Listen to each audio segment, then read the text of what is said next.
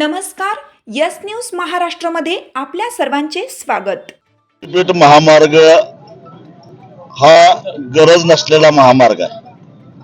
याचं कारण सध्या राष्ट्रीय महामार्ग प्राधिकरणानं तयार केलेला नागपूर ते रत्नागिरी महामार्ग जो आहे तो कोल्हापूर पर्यंत जवळपास सगळा पूर्ण झालेला आहे. तो चौपदरी आहे, काही ठिकाणी 6 पदरी आहे. या महामार्गावर 60 किलोमीटरला एक अशा पद्धतीने टोल बसवलेले आहेत आणि या प्रत्येक टोलवरून त्यांना दररोज 40 लाख रुपये टोल वसुली अपेक्षित असताना केवळ 9 ते 10 लाख इतकीच वसुली होत आहे. कधी आषाढी एकादशीला किंवा नवरात्रीला तुळजापूरला जाताना सुद्धा ट्रॅफिक जाम होत नाही. अशी आता वाहतुकीची सोय असताना बरोबर या नागपूर रत्नागिरी महामार्गाचा कोल्हापूर पर्यंतचा जो भाग आहे त्याला समांतर असा नवा शक्तीपीठ महामार्ग राज्य सरकारचा करायची काय गरज होती? एक केंद्र सरकारचा रस्ता असताना त्याच्या शेजारी राज्य सरकारचा रस्ता करण्याची काही गरज नव्हती.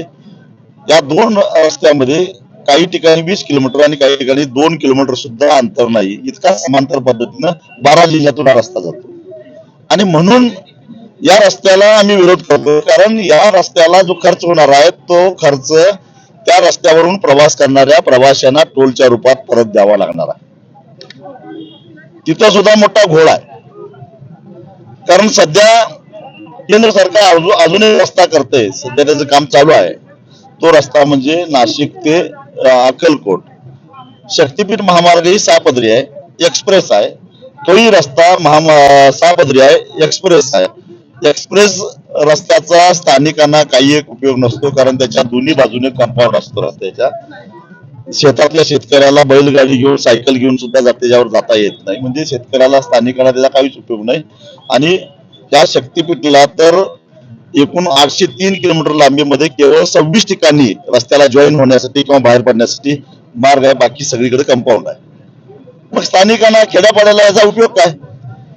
पेठ सांगली रस्ता असेल किंवा सातारा कोल्हापूर रस्ता असेल, हे महामार्गच आहेत, परंतु त्याला कंपाऊंड नाही. त्यामुळं रस्त्याच्या कडेला ज्याची जमीन आहे तो एखादा धाबा बांधू शकतो, एखादा गोडाऊन बांधू शकतो, एखादा वर्कशॉप काढू शकतो, काहीतरी व्यावसायिक करण्यासाठी त्या वापर करू शकतो. परंतु एक्सप्रेस हायवेवर तसलं काही करता येत नाही, कारण रस्त्या कडेकोट बंदोबस्त असतो, कंपाऊंड असतो. त्यामुळे स्थानिकांचा काही उपयोग नाही. 20-20 फूट 50-50 फूट काही ठिकाणी नदी काठाला भरावा टाकला जाणारा डोंगरासारखा. एक तर अलीकडच्या काळामध्ये पावसाचं चलन बदललेलं आहे. कमी वेळेत जास्त पाऊस पडायला आहे, आपल्याला पाणी वाहून जात नाही शेतात, अशी अवस्था आहे. त्यात असा भराव व्हायला तर शेतकऱ्यांची अवस्था काय होईल? तुमची साथ आमची. यस न्यूज महाराष्ट्र चॅनलला लाईक करा व सबस्क्राईब करायला विसरू नका.